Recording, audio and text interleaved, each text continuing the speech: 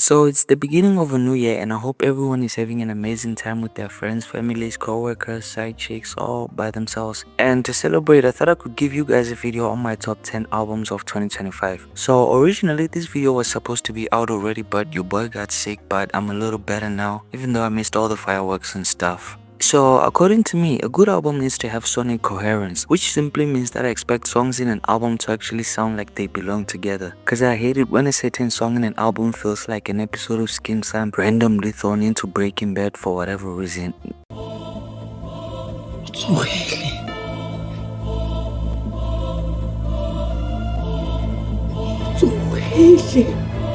I also expect an album to have a sense of continuity in terms of themes or production.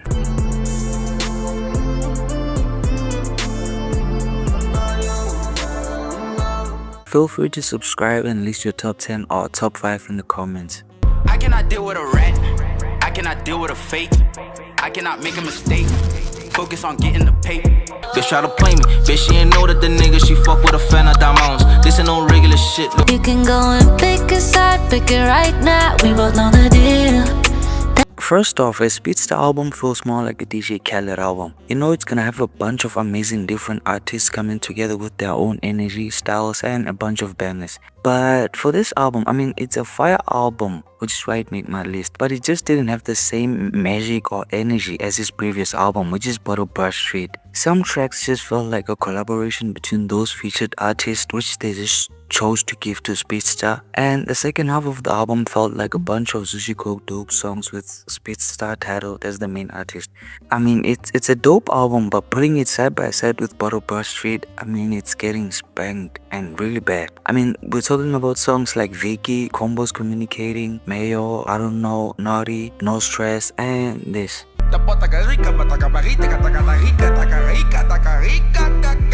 What I'm saying is it's a good album, but most songs on it are simply forgettable. Mixing the spirits, I'm about to go over the limit. I'm not the kid you remember from back in the day with an innocent image. Nah, ain't so much for putting my heart inside of this game. So much for sharing my honesty and the pain. Dashing the tequila with San Pellegrino, which is quite ironic, cause my catalog's... It's a 9-track album with 7 actual songs. I hope that says something. Even though there's only 7 actual songs on this album, majority of those songs are actually good. I mean, I honestly didn't expect too much based on the title and cover of the album, which made a lot of sense while listening to the album. I mean, it's just Aries doing what he does best, which is rapping. It's a dope project, but it's nothing super impressive like Paradise 2 or even Kill the King mixtape, which I actually think I enjoyed more than this album, but it's still a good project though. Jizzy number 9 when I rhyme from the intro. I've been in my prime like a dime, like a slito. 90s icon. I ball melodically. Papa G's philosophy. Skid mark the beat when I corners. Had the lobster with Prosecco. 99 Dolphin. Pedal to the metal. So the first time I had Ginger Chill was on the Day with Chinaro remix with Young Swiss and Risen, which was fire by the way. And after that, I think I heard his Let It Flow freestyle. Talk sick, I let it go. Which is pretty dope as well. And after that, I never really listened to his music until he dropped Tell a Friend with Touchline, which is actually one of the best collab albums in South Africa, to be honest.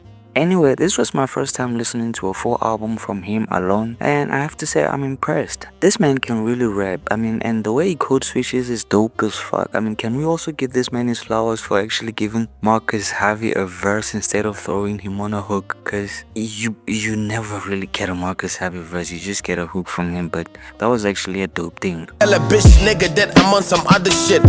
Never give a fuck about the rules from government. So in simple words, this is actually a beautifully crafted album. It's amazing. You should check it out if you haven't. Ntwana kamba Azithwala isistrata ngenamba bajabula Banik Yashofele uze isigubhu sashovela ngikhuzeki ibhula sekele I'm ready Asithandazelaneni God bless assalamu alaikum. To be honest, I only knew Cresta from the hits. I never really listened to an album by him. And so this was actually my first time listening to an entire album by him. And honestly, I loved it. I mean, he perfectly plays the big bro the big bro role perfectly in this album. When you listen to this album, you don't hear someone trying too hard to fit into the modern atmosphere of hip-hop or rap or whatever. You hear someone who has a lot of confidence and truly understands his role in the industry. You know, he's giving these young boys some advice, wisdom and whatever, like, and he's also paying homage to like the people that came before him or the people that came with him. I mean, you can tell he's not a hot money chasing a viral TikTok sound like someone else we know and love. He's simply making good music, and that honestly led to an amazing album. So take it from park to drive, take off like a lift. My exes can't come back to me cause I'm not where they left me. Ups and downs, that's just life. Sometimes working hard just to live soft. So I could be like Rick Ross, boss. So this has to be one of the most fun albums I've heard in the past year. I mean, honestly felt like a breath of fresh air we needed after this funny attempt at whatever this shit was. Not every song is perfect on here, but in overall it's a fair project, which felt more like a reminder that this man knows how to make a hit, because this album is full of bangers. And you can tell like it's not trying to chase any serious topic or any serious narrative. It's just bangers. You can tell this man had his creative freedom while creating this album. In overall, it's a fire album with a lot of bangers. So forever coated, never folded. If it's not the best thing you heard, then I never wrote it. Know the grass is greener in the eyes of who. And then they start to treat you like you weren't really ever great, like your music is not what they used to be. Bakit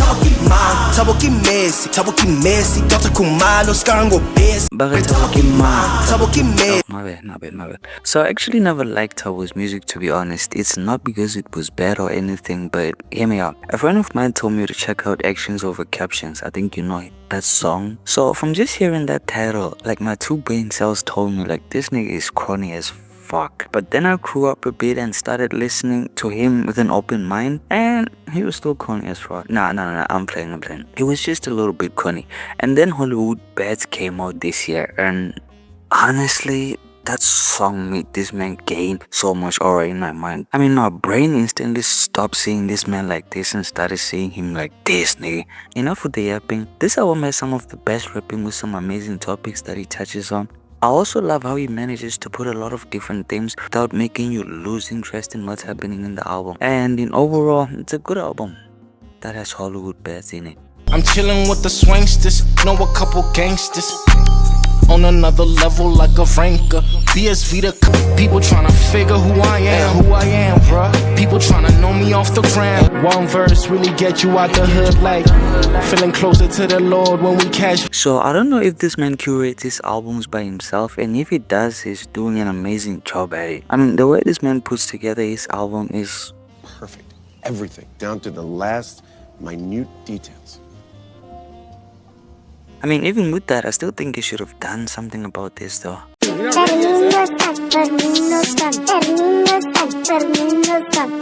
Words is someone I always want a project from, because I think he knows how to balance everything in a project. Like when he gets lyrical, he does it in a way that doesn't really throw you off. Even when he gets vulnerable, he does it in a way that doesn't make you feel like you're supposed to feel bad for him. You just relate to what he's saying. You just understand what he's saying. I don't know what else to say except that it's a well executed and perfectly balanced album. Grandmama stove finally broke, the irony shows. The last standing thing in the home, my cousin ain't smoke. Whole diet I know from chained people, was born and raised. Change beef in the gourmet plates, get streams. And the drone pilot don't know violence from his own silo. Untouched from the bone fragments. And one thing I'm gonna say about Stogie T is that listening to his music needs someone who is actually willing to listen and hear the words, cause you won't like this album as much if you treat music like noise to dance to.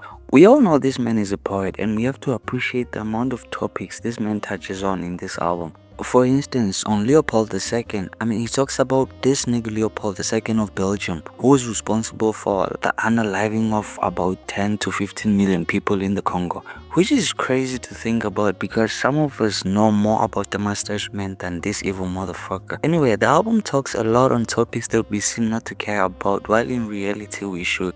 For instance, Pan-Africanism, inherited trauma, even the state of the nation. Yeah. Family visitation on a sunny summer day. My cousin stuck in juvie trying to pray away your case. Ain't it funny how a lame ass turntables turn? Lessons I had to learn and bridges I had. Sweet renegade, yeah. Karma's known to catch you. I mean, I don't have much to say about this album because I already made a shot about it. But one thing I can say is that sometimes having an alternative approach to a hip-hop album or making hip-hop music leads to some of the best music you ever hear. Just check it out for yourself if you want to. But it's an amazing album. Generational struggles, I'm deep in my prayers, I'm feeling resilient, and I might be too high of oblivion. What's in my cup? Suffer like someone again. Go man, get touched. Honey's in my face, counting up all day. I'm not here running. I'm God's son, but I'm giving him hell. Your favorite rapper, I can turn to a ghost in a shell. No fake record execs. And I'm finna see my true potential while I'm alive. The garage that we used to trap in should have a mute. Used to ride around the city in these grandma's Toyota. Hit the gas station, hot box. To be honest, this album was a do or die for Shane Eagle because his last two projects, being Akira and Cream, didn't really perform that well, and I honestly didn't fuck with them. I mean, this man went from dropping one of my favorite projects being BMF to dropping two of the most soulless and no personality albums that wanted to pose as good music. So which is why I think Shane Eagle had to prove a point with this album, and he actually ended up proving a point because he definitely shows us what he's capable of with Never Meet Your Heroes. I mean, you can tell this man is a mature dude who understood what he was supposed to do, and what he was supposed to do was rap. I mean, he rapped his ass off. Anyway, if you made it this far, thank you for watching. Please like and subscribe if you enjoyed the video. Peace. This is for the nation. I know you've been patient. Shit been crazy. Fuck it, I made it. I've been on the grind for a minute.